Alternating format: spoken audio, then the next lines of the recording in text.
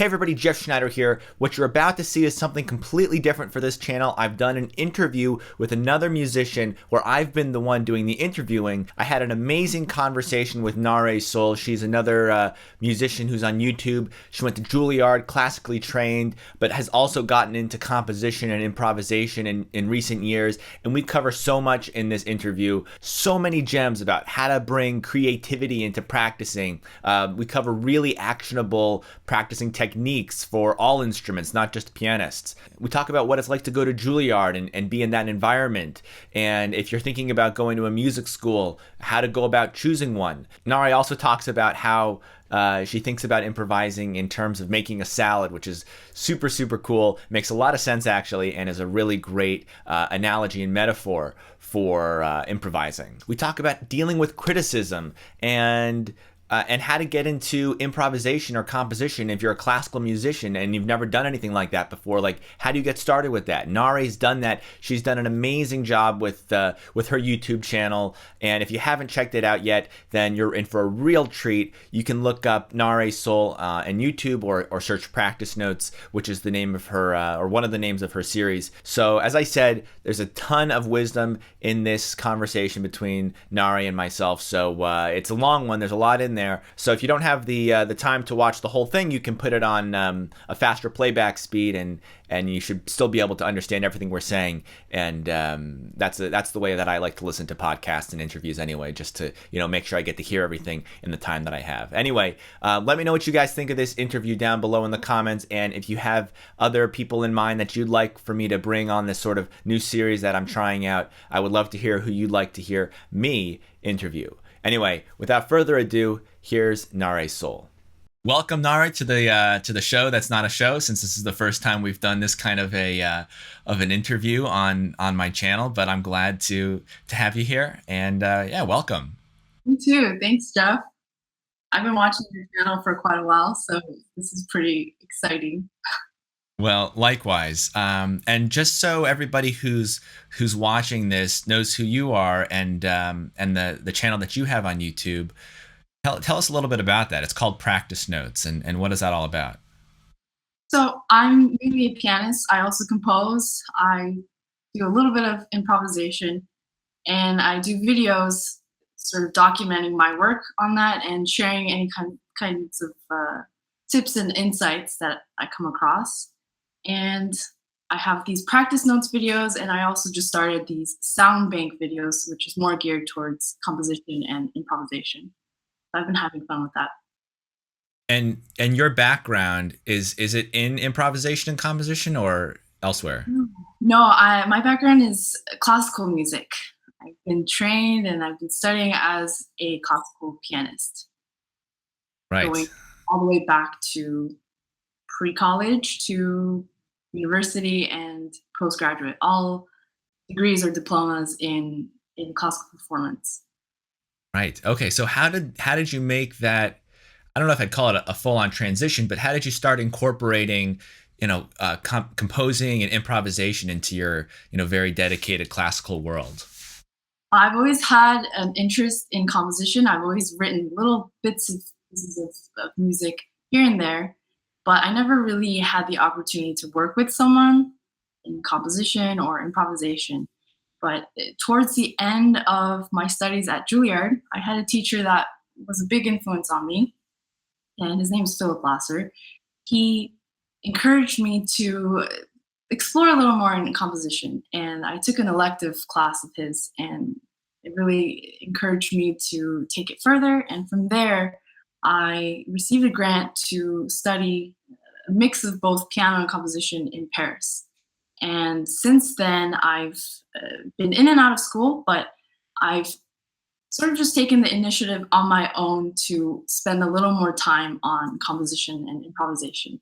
And since I've been exploring different genres as well, such as jazz and improvisation in general, I think I've really learned a lot in the past 2 years and felt a little more inclined to go in that direction.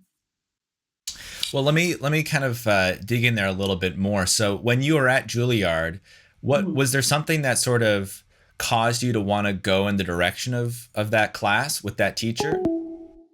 Uh, Again, because I've always had an interest in composition, but I think what was very telling is that in that intense, competitive, and highly hyper-focused environment as a classical musician, I felt a little trapped in terms of repertoire I was playing, and also the creativity that I was allowed with music itself, because it's a highly crafted and skilled type of work.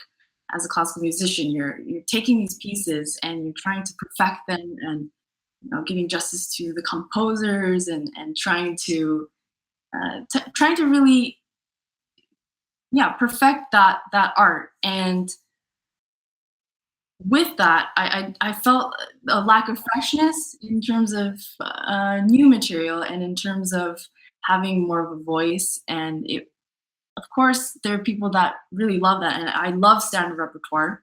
Don't get me wrong, but I felt a little dissatisfied with Gotcha. that. And do you think And that was because of the environment that you were in and the teachers that you were working with? Like, do you think a classical musician can have that sense of freshness without um, going towards a more compositional or improvisational approach? sure, and I think there's a general point that I try to make in my videos, and try to show my peers and younger musicians, is that in practice you can really put in a very creative element in there, and it's not necessarily fully compositional, but there are so many ways to be more creative, more uh, compositional. um, because when you're practicing something over and over again, it becomes a little stale, and it becomes sort of a routine onto itself. So if you take, say, a piece of standard repertoire, or a part of a piece, and you isolate what you're doing, and you practice it in a way where you create some sort of exercise out of it, or you take it out of context, and that's a form of composition. You're writing something, then you're able to see it, take a different approach, and see it in a different way, because it's more than just practicing what's on the page. And I think Right. as classical musicians, it's very hard to get away from that, because we're so attached to the score. Yeah, yeah. Well, I mean, I completely agree. I think the key there is that with practice, you have to infuse it with some kind of creativity. Like Mhm. there's a definite art to creative practicing. Right. Is that something that you specifically call out with your students, or do you give your students exercises or help them develop skills to develop their own exercises in creating those types of approaches, that creative practice approach? Yeah, I do. It's something I always encourage. And I think by doing that, you're able to isolate what you want to work on. You have that kind of control, and also it's fun. And I try to show my students, okay, say you take this bit of music, um, what are different ways that you could practice that in an exaggerated form, or in a completely different context. What And do I you what do you just mean by that, as in an exaggerated form? exaggerated form, when you're practicing a very specific thing, one key element in making it better is to exaggerate it, because without that you're pretty static, you're just repeating, and repetition I really like this. I'm glad we're getting into this because I think we talked in a previous conversation about how I wanted to pick your brain about just getting better at piano and yeah, repertoire or piano technique in general, because it's something yeah. that I never really. I mean, I took some classical lessons, but I'm mostly self-taught on the keys. Mhm. Um, so I feel like I still have a lot of catching up to do with techniques. So I'm interested to hear what you have to say. Okay, so you take an element. Go on, because I didn't mean to cut you off there. So I was saying, to get something really better, you have to repeat it. But if you're repeating in the same way, yes, it will help, but you won't progress with it and it won't be that efficient.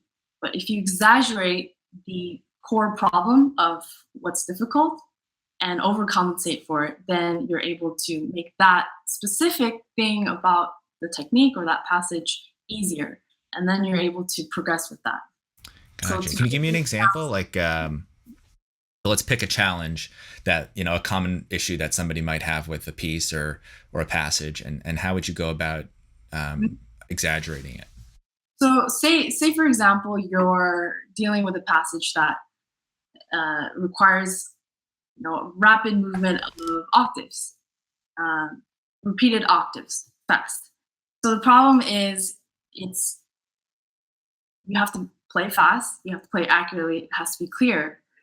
And then if you're just repeating it, sure, you're going through the motions, you're building up that technique, but then it's not that efficient. You'll just be stuck there.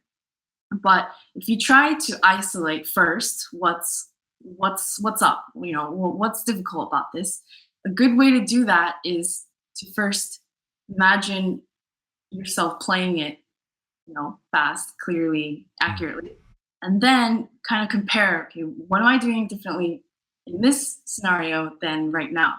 And then you'd be able to observe different things in terms of technique or hand movement that you're doing wrong or you haven't developed yet. So sticking with this example, for instance, with this octave thing, you need to have a locked position with the octaves. You need to have a very loose wrist for that speed, and to keep things simple and to hear it properly, maybe you're anchoring towards your thumb or your pinky. So you have several different things that you're observing. So to work on that, you'll go in and exaggerate and isolate those things. So with this, maybe you'll just practice only your thumbs for that whole passage. So really breaking it down into like this micro. That's exaggerating and isolating at the same time, because you're exaggerating using your thumb or your pinky. You can isolate your pinky, and you're over practicing that element of those octaves, and in that way, you're able to develop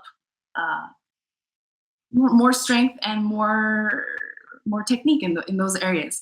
And also with speed, a common practice in general is to do rhythmic exercises where you do dotted rhythms, all different patterns, and that's because it's helpful because you're exaggerating that speed from one note to the next when you're doing the dotted rhythm. And also you're exaggerating the use of that specific finger or that specific note when you're doing the dotted rhythm.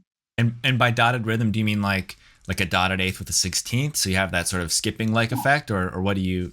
Right. It works best when you're dealing with something that is like a straight set of eighth notes or 16th notes, something fast. It doesn't necessarily have to be. But then if you change that rhythm, so it's a dotted rhythm, like a dotted eighth with the 16th, that sort of rhythm, then wherever that dotted rhythm is applied, you're able to be practicing that little segment much faster. And where the accent is, you're able to emphasize that note. And then you could do the reverse too, right? Instead of going da da da, you go da da da da. That's where switching up the pattern. It doesn't always have to be that rhythm.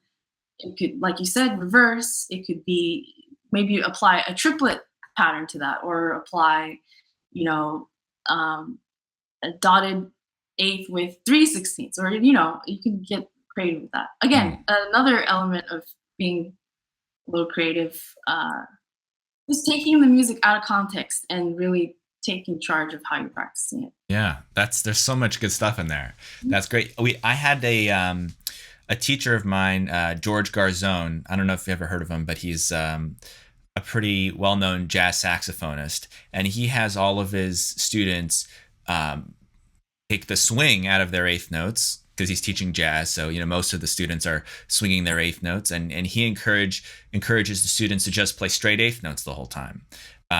Because most of the time when you learn to play swing in high school is you end up overdoing it, and you don't have a sort of a natural feel to it. But if you're able to then take all the swing out, you might even realize that you're not able to do that. Like you can't even play an even eighth note. And I think those types of exercises can really help, where you are, in a way, going the opposite of the swing. So instead of like, in swing, we talk about triplets. So you take like the first two triplets becomes the first eighth note, and then the last part of the triplet is the upbeat. So it's like triplet, triplet, triple, and that's your swing. And if you reverse that and you have like a triplet, triplet, trip. So it's basically what we're talking about here. I could see how that would sort of, by overcompensating, you are then able to play the line with much more control. And then if you wanted to play it straight, it would be a lot easier versus just kind of going on these bad muscle memory habits that we've ingrained over all these years. That's a very important point, because in general, I think a lot of practicing that most people do is fixing habits that we formed since starting to learn the piece.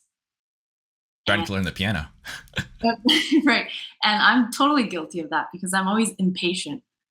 When I'm learning a piece, I'm so eager to get to the final product. I want to hear the piece. I want to be able to play it in full form. So I go a little ahead of myself. And in that process, I form all these bad habits that later on I'm trying to fix. So to be aware of that from the very beginning, I think it could save anyone on any instrument so much time.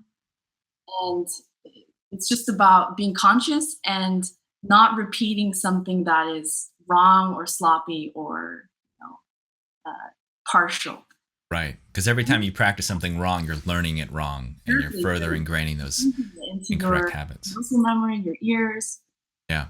Yeah, that's so true. And a lot of the time it's difficult, I find, to even just be aware of what you're doing that's wrong. And I don't know do you ever record yourself practicing? Or, well, I know you do because you have your YouTube channel. It kind of started with that intention to have a record of your compositions. I don't know if it was necessarily practicing, but I imagine that's something that you've done as well, like recording practice sessions to. I think it's crucial and something that I encourage all of my students to do at any stage of learning a piece or learning an instrument, because you notice certain things from reviewing your recording that you will never notice, it will be very hard to notice when you're practicing because you're preoccupied playing and.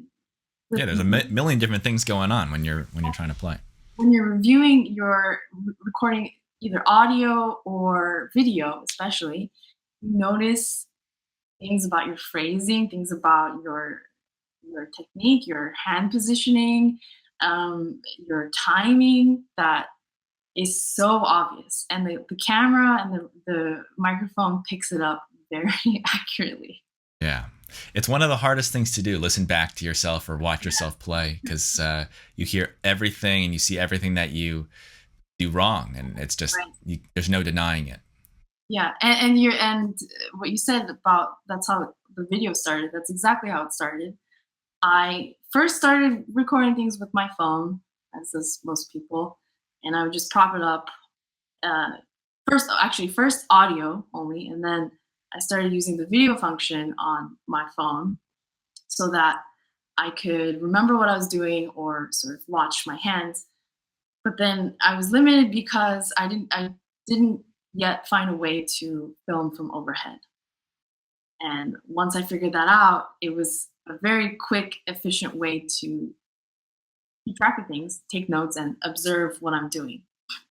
Right. So did you notice like a real jump in your ability once you started filming yourself in that way? Not necessarily a jump in ability, but a change in my standards and my level of, I guess, criticism for my own playing. I want to get back to that topic of criticism in just a little bit.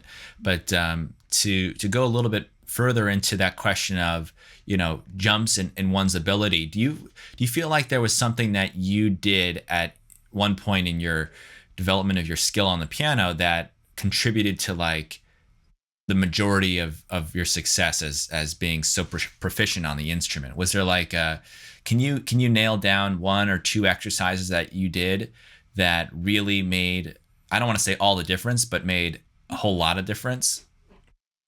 Um, the first thing I can think of is prior to my college auditions when I was 16, 17 years old.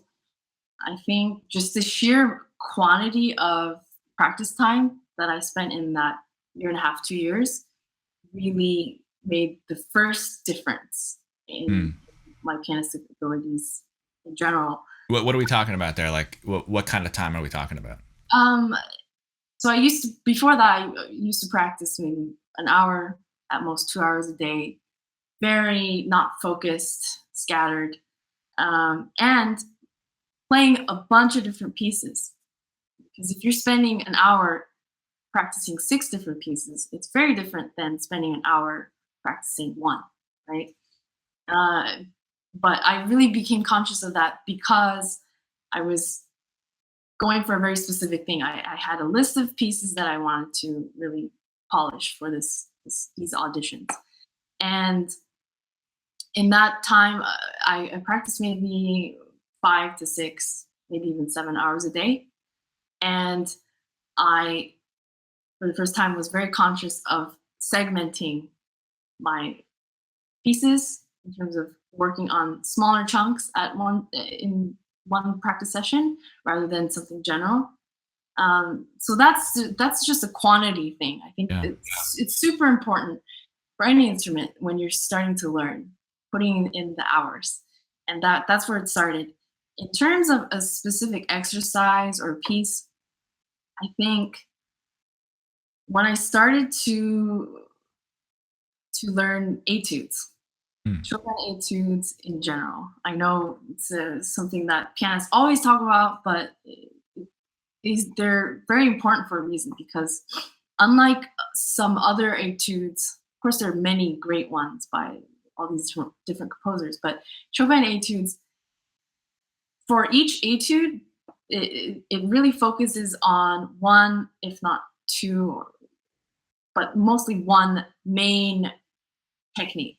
So if it's the first one, it's broken arpeggios Hmm. or arpeggios. Right. If it's the second one, it's the chromatic line with fingers 3, 4, 5, so on and so forth. So going through those, and I went through those the first book in at Juilliard, my second and third years there.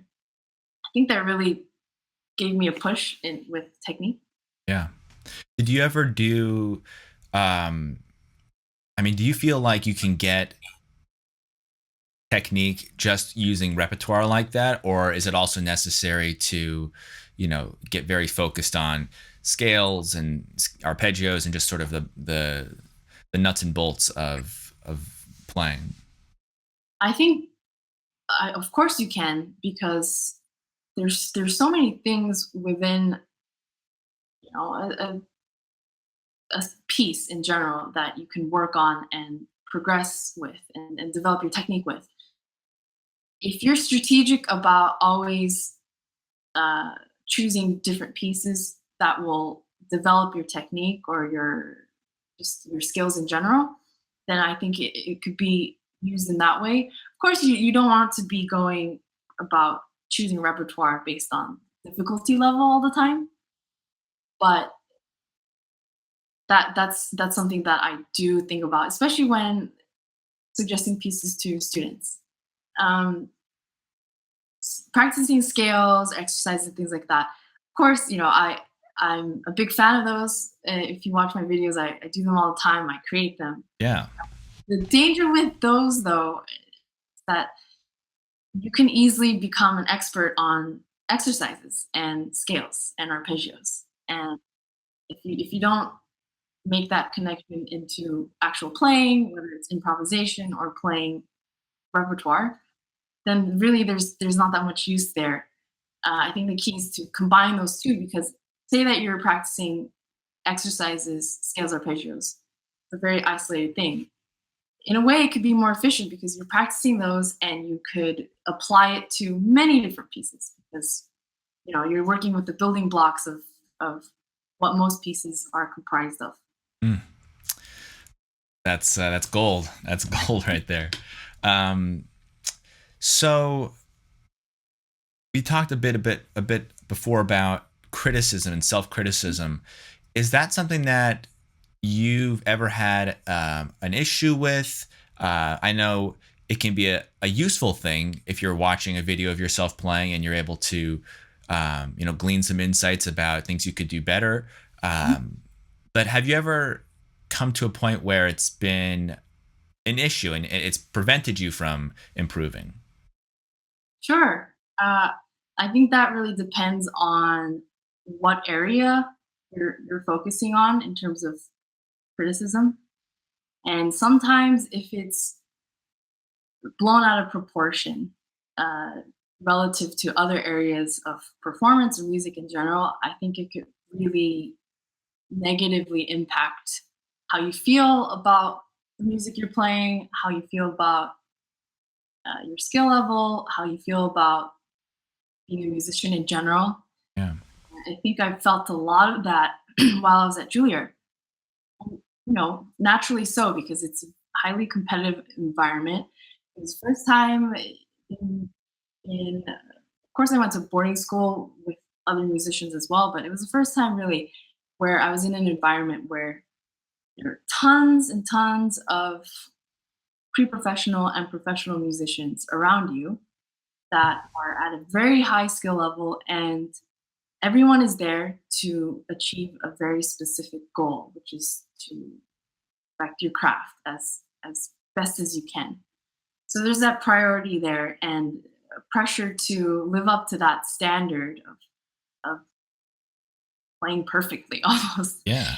And you're really putting a focus on that in all of your lessons and all of your performances.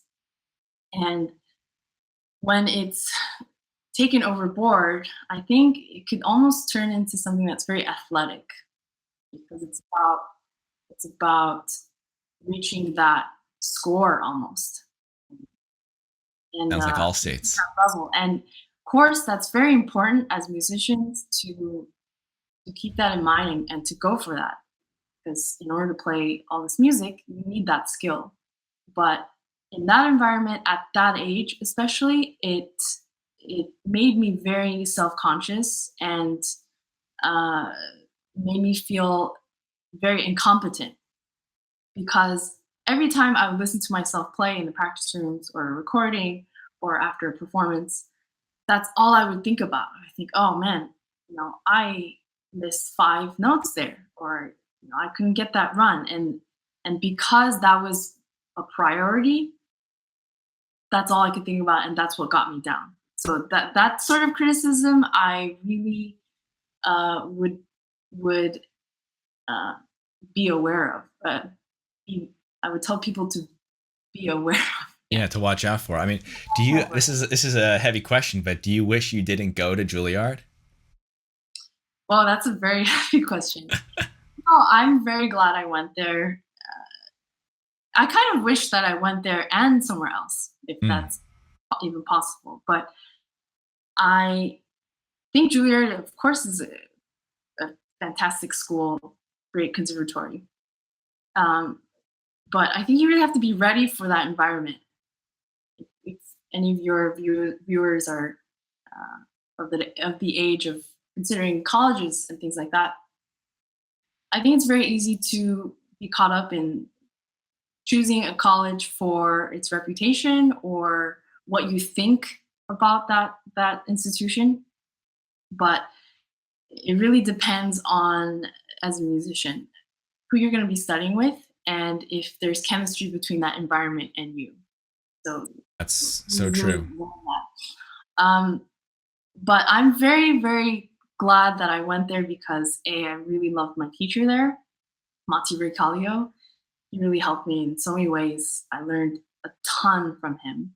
And uh, Juilliard really primed me to be to be conditioned to handle criticism and handle stress in the music environment. I think that's very important because ultimately, as musicians, we're going to be playing our music for other people, and you know, that's one level of putting ourselves out there. But also, in order to get better, we really have to rely on criticism and feedback, and to be able to get used to that sort of exchange and that sort of interaction and that sort of process, I think is very important for musicians. So I'm very glad that I went. Yeah. Yeah, it's a, I think hindsight is 2020 to a certain extent. Like in the moment, even when things can feel so stressful and demanding, um, it's almost like, I mean, gross exaggeration here, but if you're training to be in the Navy SEALs or something like that, the training itself is extremely stressful. It needs to push you beyond, where you could possibly think yourself capable of being that in that kind of an environment. And then when you actually are put into that environment in like a serious situation, you're able to handle it that way.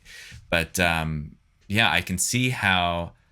I mean, I remember at school at New England Conservatory, people would be it would be, to tell you the truth, it'd almost be like the jazz department and the classical department would have these two different levels of anxiety almost, where you would have a lot of the musicians you'd see put like stands up in front of their windows to block. I don't know if they did this at Juilliard, but this is a thing that happened a bunch at NEC, where I don't know if they're still doing this, but it was I can understand you don't want people to, if you make a mistake, to know it was you that made the mistake.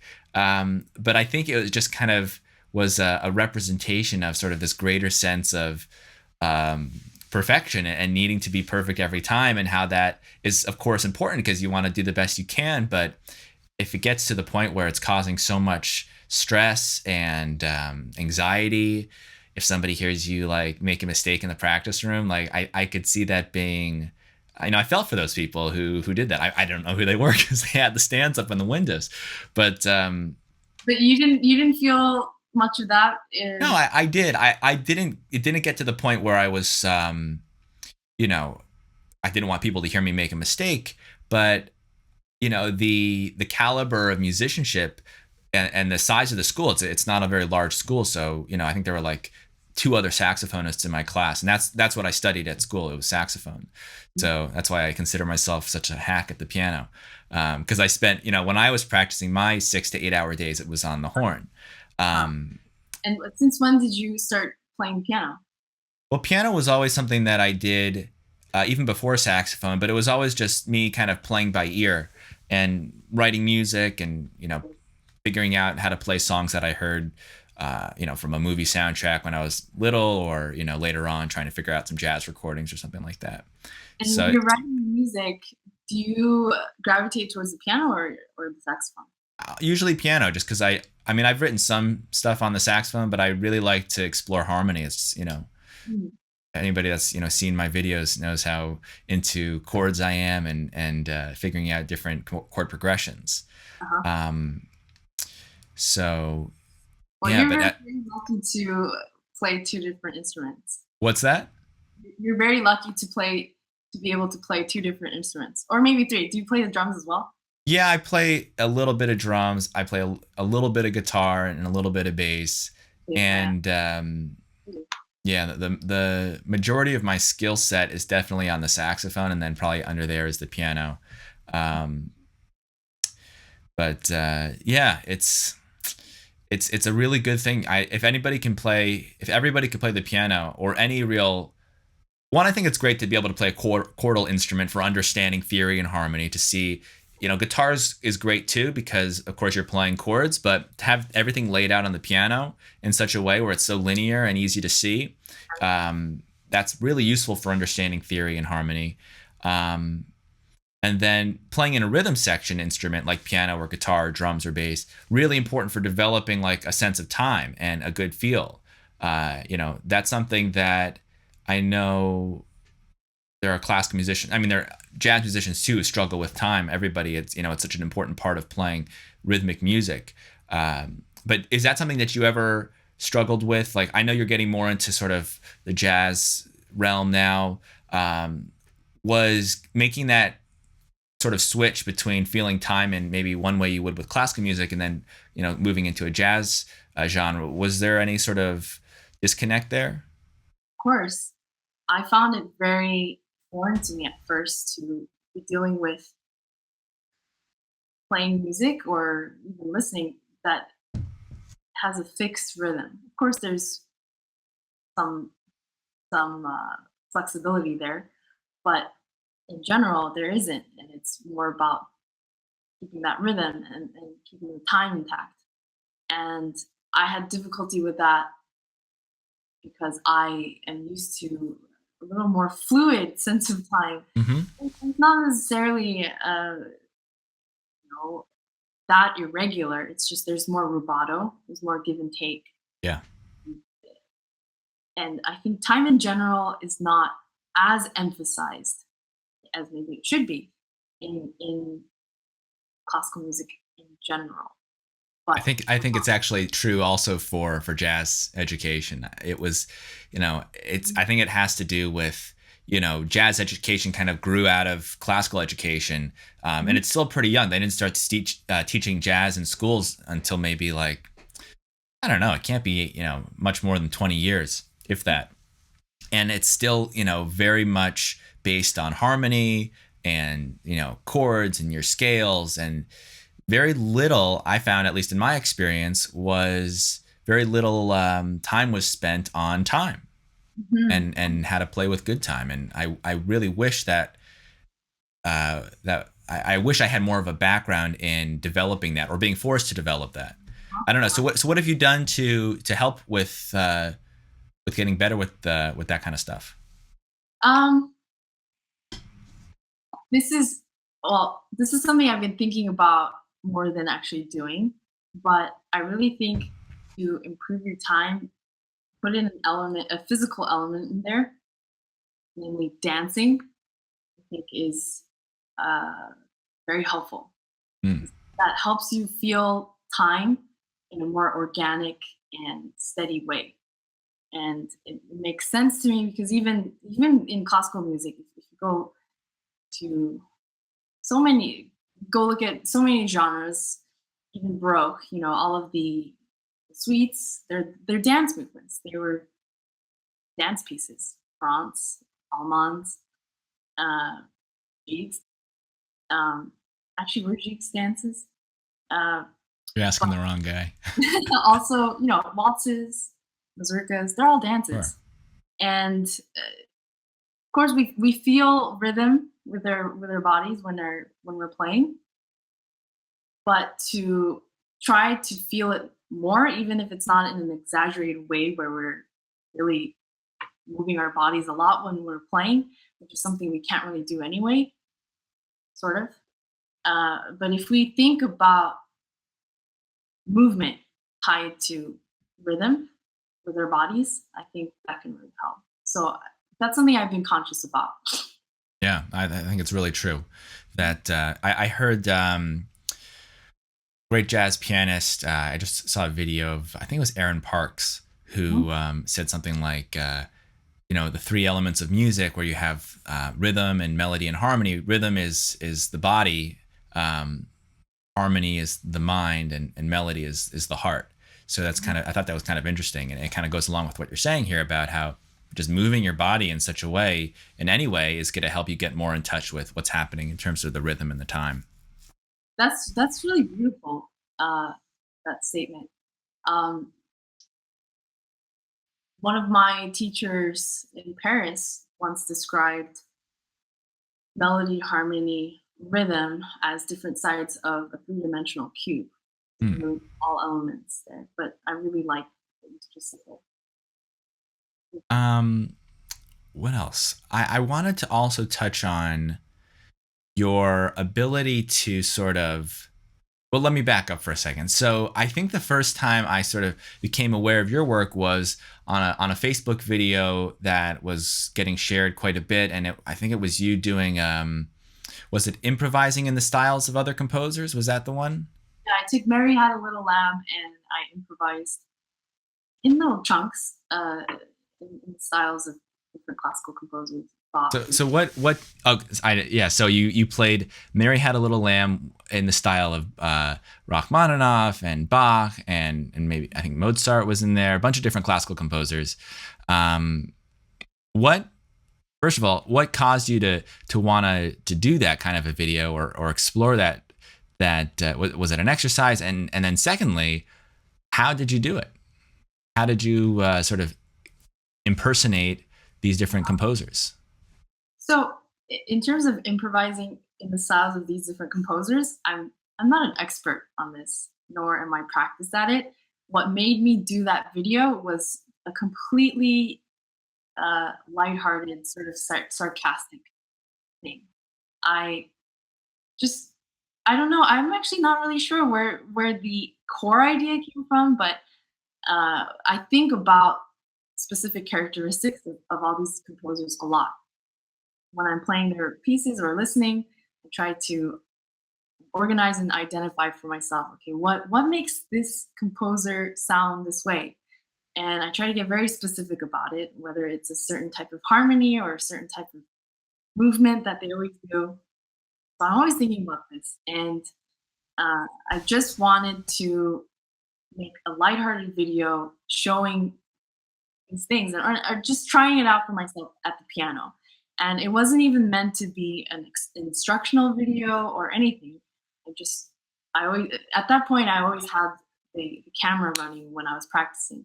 So I went through in very fragmented chunks all these different composers, and after a few of them, it just became something very fun for me. It was like a joke, and in post, I just edited them up, and I went back and labeled specifically all the things that maybe I was thinking about, either consciously or subconsciously, about these different composers.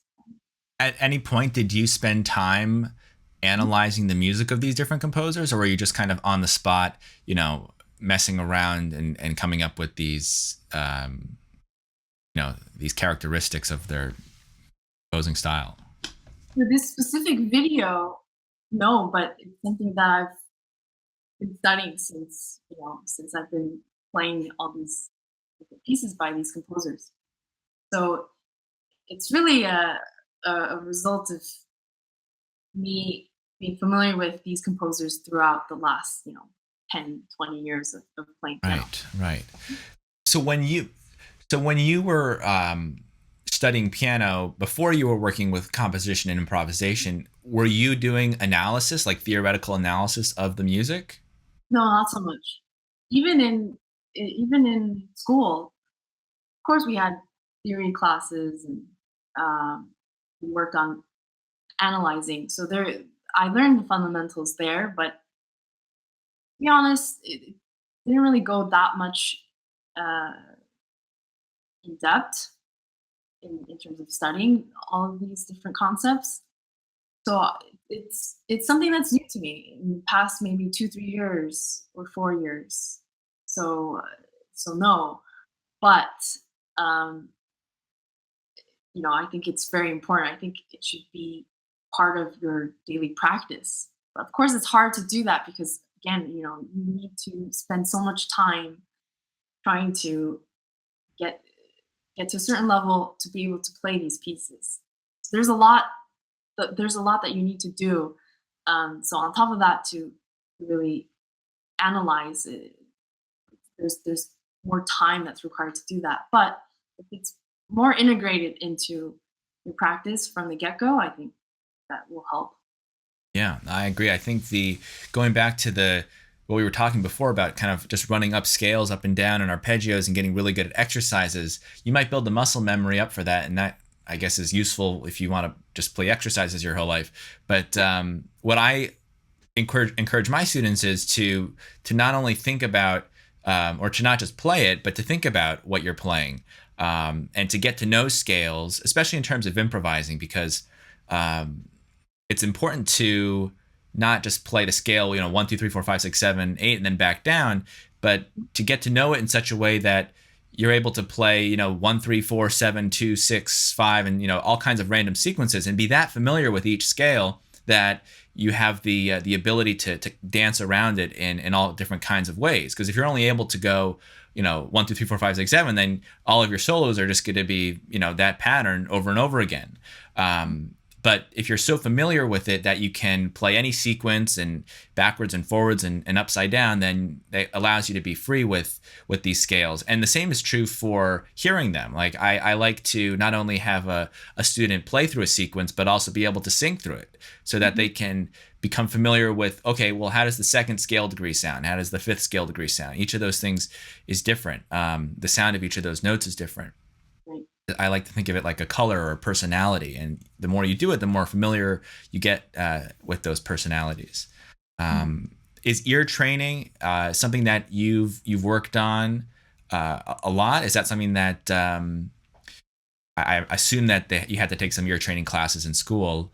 Was that something that you had always practiced a lot? Is it something that you're doing a lot now? No, it's not something that I've spent too much time with.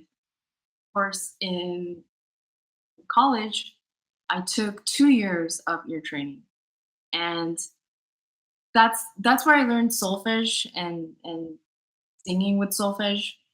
But beyond Fixed that, dough or movable dough? fixed stuff. Fixed dough. Mhm. They did Yeah. at NEC too. And rhythmic exercises and singing intervals, things like that. But it wasn't so much of a stretch in terms of really pushing my abilities of hearing. I think there was also an advanced ear training course for composers, which I didn't take. But no, it's not something that I have worked on very much. But I'm very much interested in it because I have trouble listening to or hearing harmonic movements because I'm so fixated on hearing the individual notes or trying to hear the individual notes that I would love to work on my ear to make that a little more internal and a little more natural. Mm. Yeah, I know exactly what you mean. I think the what I was saying before about the personality of scale degrees. I think chords have a personality. Like the one chord has a sound, and the five chord has a sound, um, and then everything in between. So when you're improvising though, are you I kind of, it's a strong word, but I'm not the biggest fan of the question. What are you thinking about when you improvise?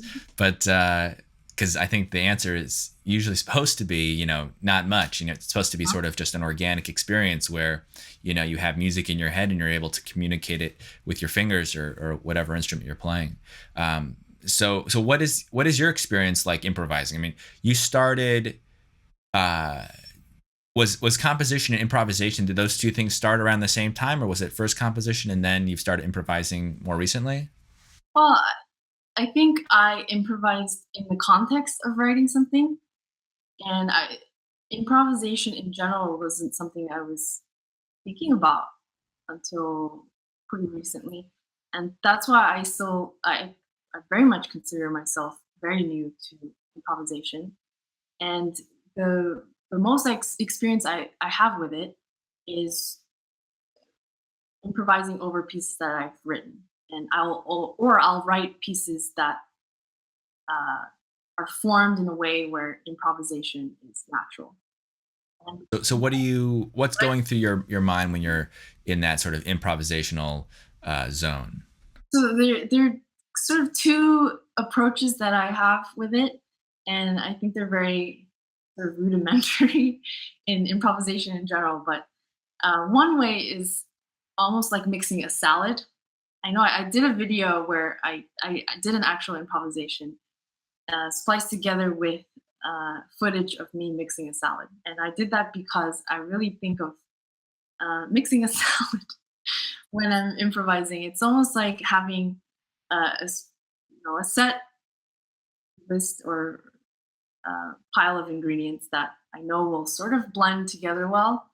And maybe that part is the compositional element, where I predetermine almost what what will fit together and what I want to hear together. And more or less, the order doesn't completely matter, uh, but it should matter. Otherwise, there's no sense of narrative or flow. And then I would just use rhythm or different uh, rhythmic movements, tie it all together.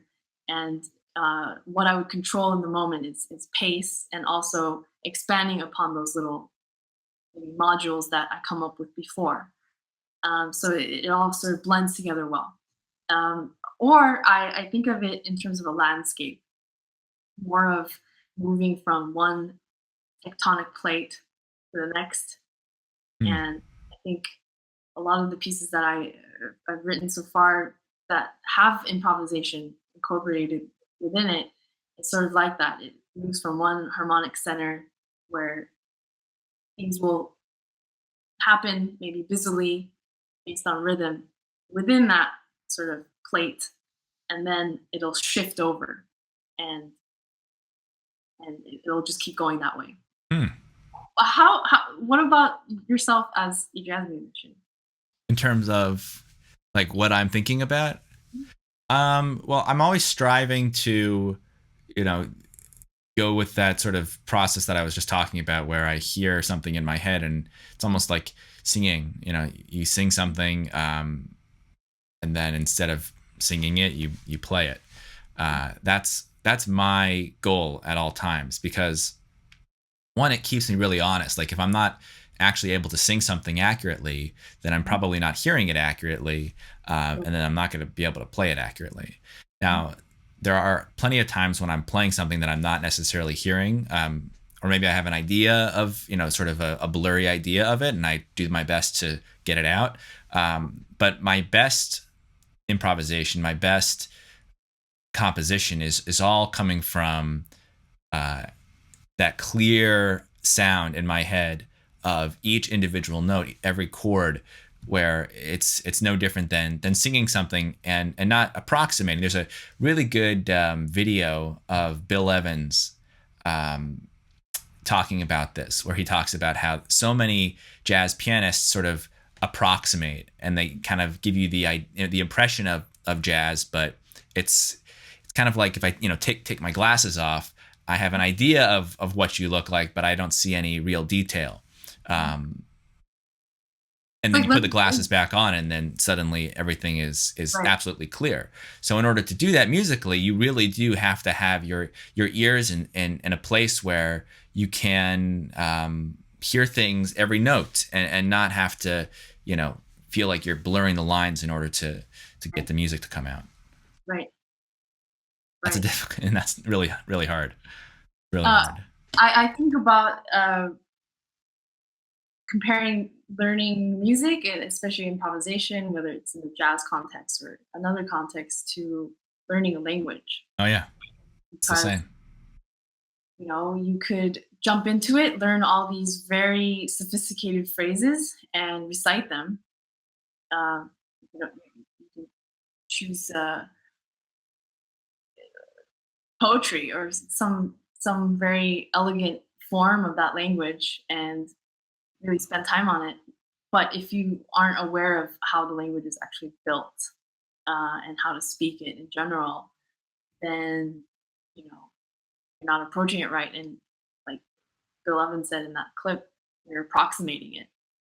Yeah, exactly. And I think we've all had the experience where we hear, maybe somebody who's a bit younger than us using a word that's, a big word that you can kind of tell they don't really understand what it means, but they learned it in, dictionary.com or something, word of the day. Um, and I think all of us can relate to the experience of when we do learn a new word. It's a very foreign thing, but the teacher makes us put it in the sentence. When we're developing our vocabulary, and it's very artificial and inorganic and forced. But then one day after doing that, suddenly you realize that word comes up naturally. And Right. that's the experience that I'm always trying to stay true to, staying true to those musical ideas that just come up naturally and that I'm not forcing. Practice time is, of course, more along the lines of that experience of the teacher making you put those new words into sentences so that, months later, that material then comes up organically, and it's going to be a lot more authentic, and it's not going to sound like you're using a word that you don't understand. Right. I love that. So that's what I'm trying to do, and that's what I encourage my students to do. This is so great. I want to be respectful of your time, so we've gone for a little bit here. Maybe we can just talk about a few more things and then and wrap up. I wanted to make sure that we talked a bit about your advice to classical musicians who are maybe interested in jumping into a little bit of composition or improvisation. What would you say to people who are thinking about these things? Um, start start small.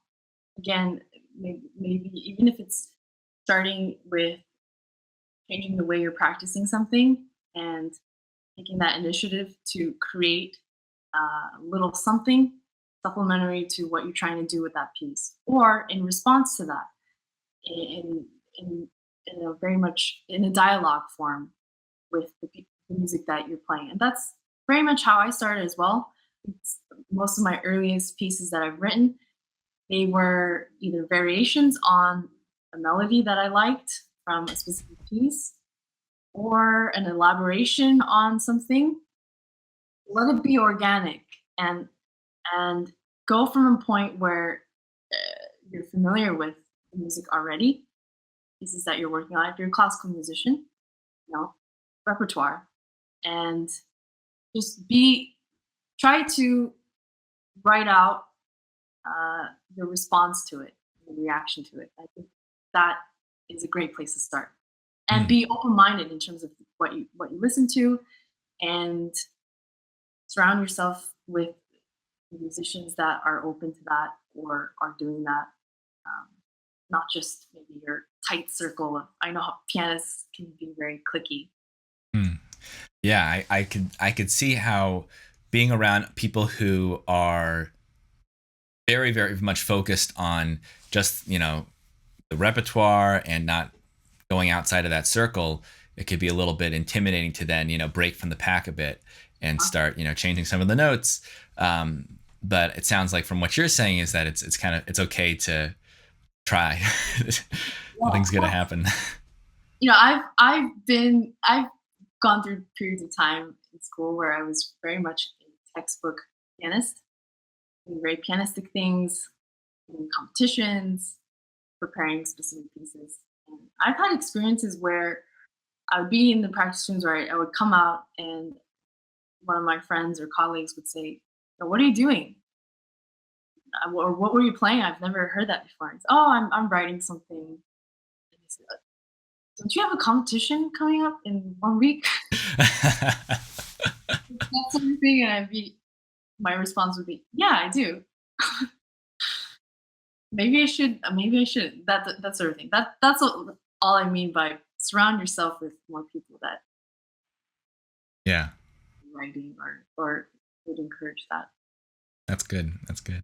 And before you were talking about um, kind of jumping into a more compositional, improvisational approach, you were saying taking the music that you're already familiar with and just changing some stuff about it. Like, could that just be like a melody? Like, could you start with something as simple as that? Yeah, it could just be take an existing piece that has a beautiful melody, not to disrespect that melody. Maybe some purists may say, "Don't touch the music; it's already written." Just try taking that melody out, adding another melody, or it could even be even gentler than that. Why don't you take a melody and uh, add a little ornament, or add something that will be tiny elaboration on a part of the melody. Mm. Yeah, I like that. It's if anything ever feels too difficult, just start smaller. Just I always like that approach. It goes right back to what we were talking about at the beginning with practicing and breaking things down into the smallest possible part. Shouldn't Um, be Great. overwhelming. What's that? It can be overwhelming. Right, right. And if it is, that means, you need to be aware of that and change something, like um change your approach, like, because if something's not working, there's no point in continuing to try to do what's not working, but rather um change something. And oftentimes that's like taking that big step and dividing it up into smaller steps. Right. Um, well, let's leave it at that little, that wisdom right there. Nahre, where can people go to learn more about you and your music and what you're doing? I have videos up on YouTube. Uh, my channel name is Nahre Sol, or if you just type in practice notes, it'll come up. Also, I put most of my videos on Facebook, also under practice notes. And I post quite often on Instagram. I also go live on Instagram every few days. And my site is nahresol.com. Great. I'll put all those links down below in the description. Anything else you wanna add? Anything at all? That's pretty much it. We covered a lot.